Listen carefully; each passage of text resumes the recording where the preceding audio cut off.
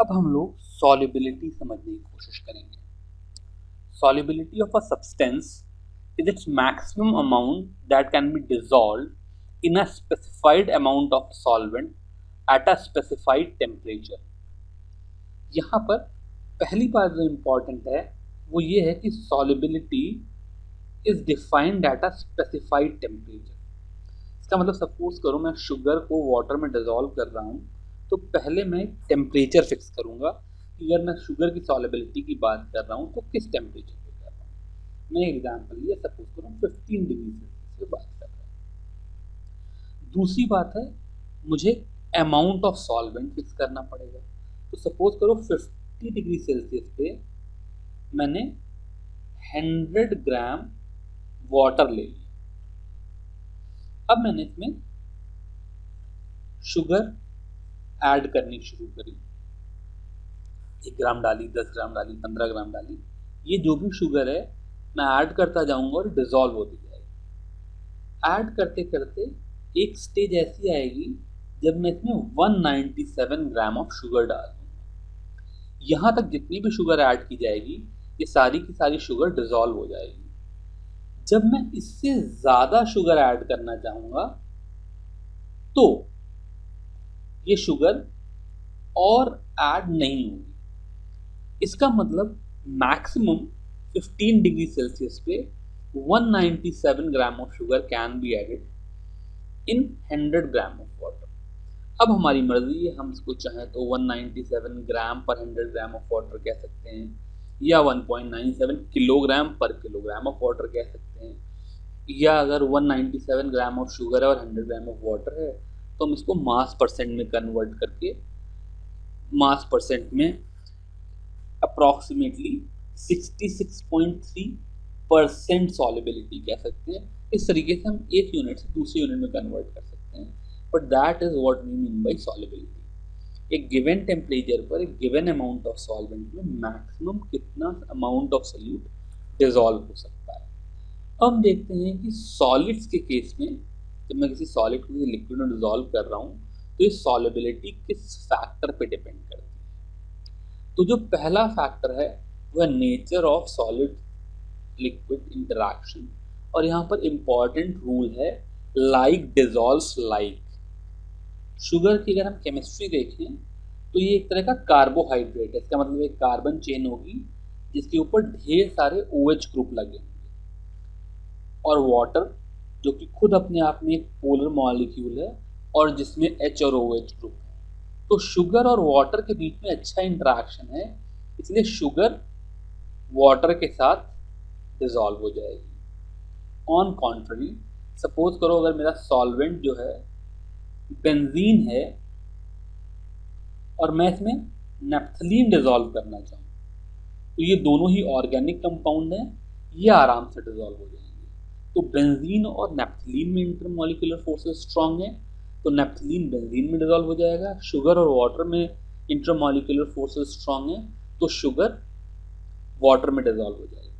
अगर मैं चाहूँ कि मैं शुगर को बेंजीन में डिसॉल्व कर दूँ या नैप्थलीन को वाटर में डिसॉल्व कर दूँ तो यहाँ पर इनकी सॉल्युबिलिटी या तो जीरो होगी या एक्सट्रीमली लो होगी, बिकॉज लाइक डिसॉल्व्स लाइक। दूसरी बात, जैसे शुगर की मैं वाटर में सॉल्युबिलिटी नैप्थलीन की बेंजीन में सॉल्युबिलिटी देख रहा हूँ तो ये सॉल्युबिलिटी टेम्परेचर से अफेक्टेड है। कुछ चीज़ें ऐसी हैं जिनकी सॉल्युबिलिटी टेम्परेचर बढ़ने के साथ बढ़ती है और कुछ चीज़ें ऐसी हैं जिनकी सॉल्युबिलिटी टेम्परेचर बढ़ने के साथ घटती है। वो सारी चीज़ें जिनमें मिक्सिंग एक एंडोथर्मिक प्रोसेस है वहाँ पर टेम्परेचर बढ़ने के साथ सॉल्युबिलिटी इंक्रीज करेगी, और अगर कोई एंडोथर्मिक प्रोसेस है यानी कि जहाँ पर डेल्टा H सॉल्युबिलिटी नेगेटिव है वहाँ पर सॉल्युबिलिटी टेम्परेचर बढ़ने के साथ डिक्रीज करेगी, यानी कि मैं टेम्परेचर बढ़ाऊंगा तो सॉल्युबिलिटी डिक्रीज करेगी। नेक्स्ट है effect of pressure. Pressure has no effect on solubility of solids in liquids. तो अब हमने देखा कि शुगर या नैप्थलीन जैसी चीजें अगर वाटर और बेंजीन जैसी चीज में डिसॉल्व होना चाहेंगी तो सॉल्युबिलिटी किस तरीके से चेंज होगी। अब हम देखेंगे solubility of gases in liquid. तो गैसेस की सॉल्युबिलिटी लिक्विड में डिफाइन करने के लिए एक लॉ आया जिसे हम हेनरीज लॉ कहते हैं। हेनरीज लॉ कहता है कि solubility of a gas in liquid is directly proportional to pressure of gas. इसको अगर मैथमेटिकली लिखें तो इक्वेशन हो जाएगी P is equal to KH(x), जहां पर P प्रेशर ऑफ गैस है, KH हेनरीज लॉ कांस्टेंट है और x mole fraction of gas in liquid है। एक एग्जांपल लेते हैं, अगर मैं CO2 गैस को लूं एट 25 डिग्री सेल्सियस तो KH की वैल्यू 1670 बार है। इसका मतलब सपोज करो मेरे पास कोई लिक्विड वाटर का सैंपल है जिसके ऊपर पार्शियल प्रेशर ऑफ CO2 1.67 बार हो, तो x CO2 की वैल्यू 1.67 अपॉन 1670 हो जाएगी। यानी कि ऐसे मिक्सचर में मोल फ्रैक्शन ऑफ CO2 0.001 आ जाएगा। तो इस तरीके से हम प्रेशर और हेनरीज लॉ कांस्टेंट पता हो तो मोल फ्रैक्शन निकाल सकते हैं, या सॉल्युबिलिटी पता हो और प्रेशर पता हो तो हेनरीज लॉ कांस्टेंट निकाल सकते हैं। ये तीनों प्रॉपर्टी में को आपस में इंटर रिलेट कर सकते हैं। अब ये जो हेनरीज लॉ कांस्टेंट है ये नेचर ऑफ गैस पे डिपेंड करता है। टिपिकली जो लार्ज मॉलिक्यूल वाली गैसेस हैं, या ऐसा कहें जिन गैस मॉलिक्यूल्स में इंटरमॉलिक्यूलर फोर्सेस स्ट्रांग हैं, उनकी सॉल्युबिलिटी ज़्यादा होगी। सॉल्युबिलिटी ज़्यादा होगी इसका मतलब अगर मुझे सेम प्रेशर पे x को ज़्यादा रखना है तो KH की वैल्यू कम हो जाएगी। एक एग्जाम्पल से इसको समझने की कोशिश करते हैं। सपोज करो मेरे पास दो गैसेस हैं, से हाइड्रोजन और CO2, और मैंने वाटर में डिसॉल्व करना चाह रहा हूँ, तो वाटर और हाइड्रोजन के बीच में इंटरमॉलिक्यूलर फोर्सेस बहुत ही वीक होंगे, यानी कि सॉल्युबिलिटी बहुत कम होगी। इसका मतलब जो हाइड्रोजन के लिए K की वैल्यू है वो CO2 के लिए K की वैल्यू से बड़ी है।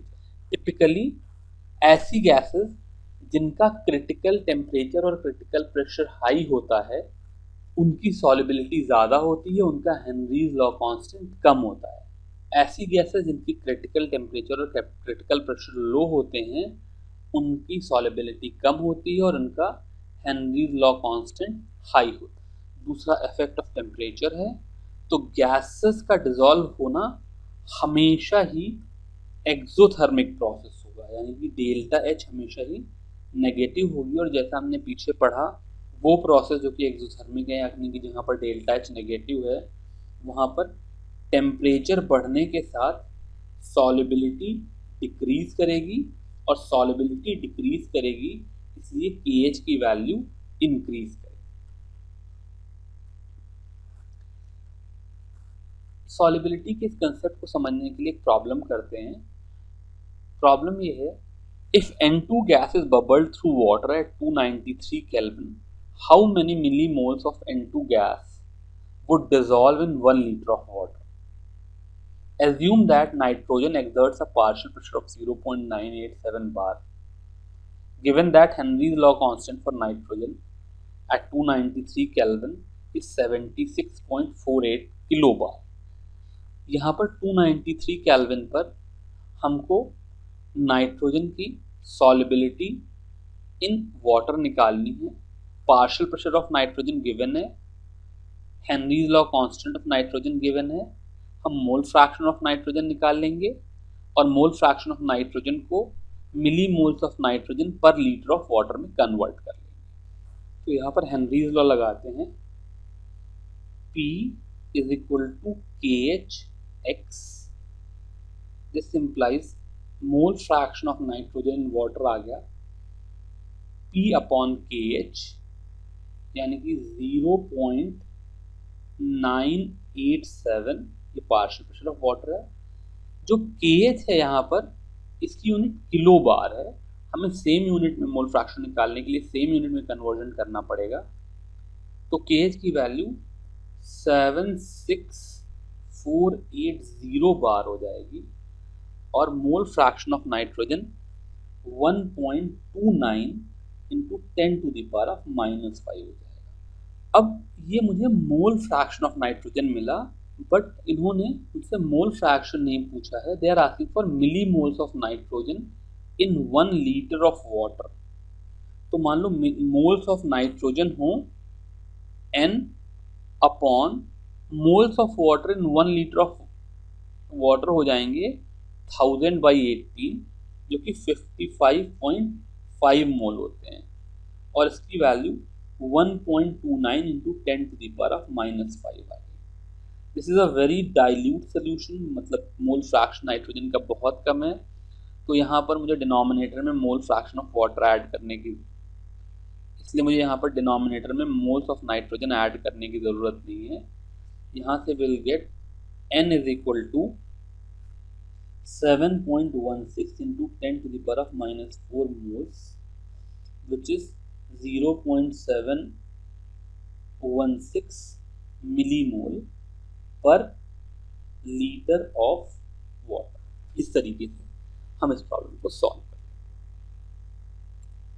अब हम लोग हेनरीज लॉ के कुछ प्रैक्टिकल एप्लीकेशन देखते हैं। नंबर 1 इज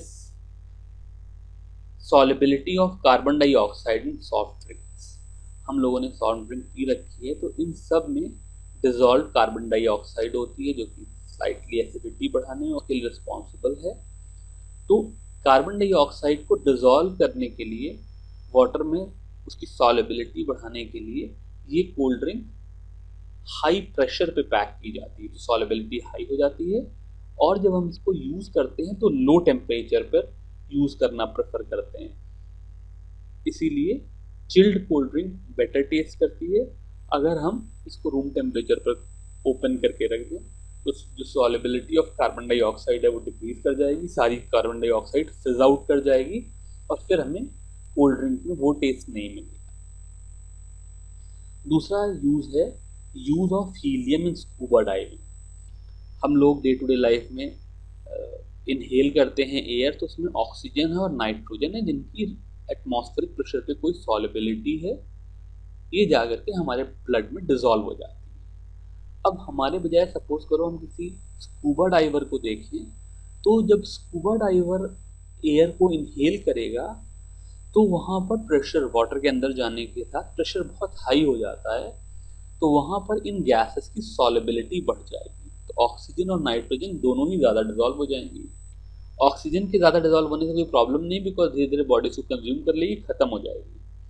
बट जो एक्सेस डिजॉल्व नाइट्रोजन है, वो जब ये स्कूबा डाइवर निकल करके बाहर आएगा तो वापस सॉल्युबिलिटी डिक्रीज करेगी, और डिजॉल्व नाइट्रोजन जो कि ब्लड के अंदर पहुंच गई है, वेसल्स के अंदर पहुंच गई है, वहां पर वो वापस नाइट्रोजन के बबल बना लेगी, और ऐसे बबल्स ब्लड फ्लो को रोकेंगे, and this problem is called bends and they are very painful.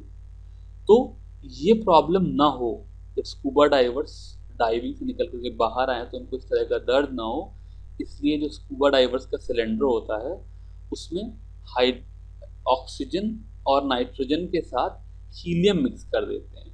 अब हीलियम, जैसे मैंने तुमको बताया कि एक छोटे मॉलिक्यूलर मास की गैस है, इंटरमॉलिक्यूलर फोर्सेस वीक हैं, तो उसकी सॉल्युबिलिटी भी वीक है, तो हीलियम वहाँ पर हो करके भी उतना डिजॉल्व नहीं होती ब्लड में जितना नाइट्रोजन डिजॉल्व होती है, और इसलिए वो पेनफुल नहीं रहता। थर्ड एप्लीकेशन है the problem that we feel at high altitude. जैसे जैसे हम एल्टीट्यूड बढ़ाते जाएंगे वैसे वैसे प्रेशर कम होता जाएगा। अगर एयर का प्रेशर कम हो रहा है तो ऑक्सीजन का पार्शियल प्रेशर कम होगा, ऑक्सीजन का पार्शियल प्रेशर कम होगा तो हमको सांस लेने में दिक्कत होगी, and that is a big problem for us. जब हाई टेम्परेचर पे क्लाइंबर्स जाते हैं तो वहाँ पर ऑक्सीजन का प्रेशर कम होने की वजह से उनकी थिंकिंग एबिलिटी चली जाती है, and this problem is known as anoxia.